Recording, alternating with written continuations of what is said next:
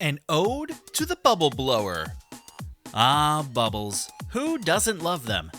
As a kid, blowing bubbles was one of my favorite things to do during the summer months. We'd all grab our colorful bottles of soapy goodness, head outside, and fill the backyard with as many bubbles as we could possibly manage. I remember going through an entire bottle one afternoon, trying to blow a bubble bigger than myself. I never did manage it, but I tell you what, Splatoon 2 fulfills this fantasy for me more than 20 years later. I mean, look at the size of these things when you put on a little special power-up. It's insane! Bubbles are a childhood staple, so it only makes sense that a colorful, silly game like Splatoon makes use of them. Splatoon 1 had the Bubbler, which granted you temporary invincibility as you bounced around taking out enemies. Of course, there were some drawbacks, but hey, what's perfect in life? I mean, besides bubbles. In Splatoon 2, we obviously don't have any invincibility specials, but Bubble Blower probably comes closest. You can hide inside the bubbles and nobody can hurt you, at least as long as they aren't shot down. It's the perfect little cocoon of safety in a game where you're considered elite if you don't die every single minute during a match.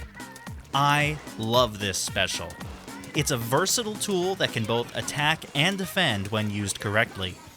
Use it to contest the zone, defend an objective during a push, even guide your Rainmaker carrier to the goal, all while your opponents either try desperately to get rid of the bubbles or run for their lives. Because if you don't respect the bubbles, you're gonna have a bad time. Because the bubbles are so useful and so difficult to counter in a lot of situations, it probably won't surprise you to hear that the most recent patch in Splatoon 2, version 5.2.0, nerfs them.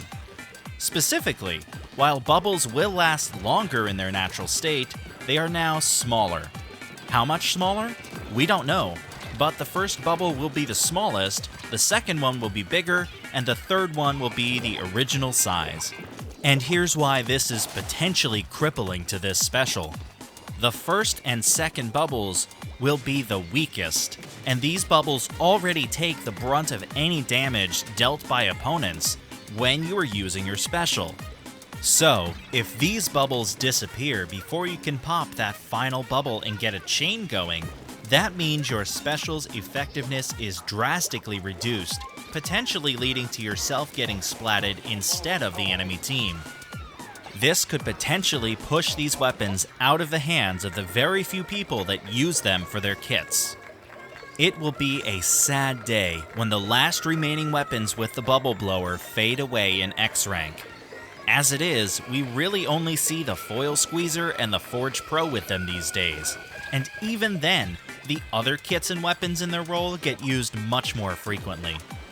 For example, the Kensa Pro has Splat Bombs and a Booyah Bomb as its kit.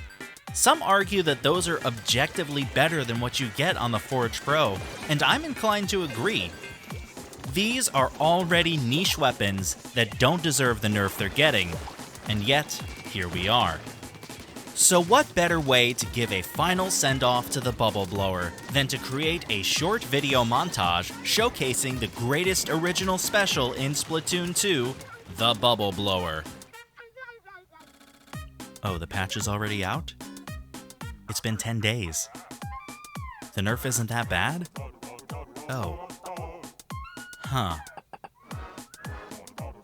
Well, this video is pointless now. Thanks for watching.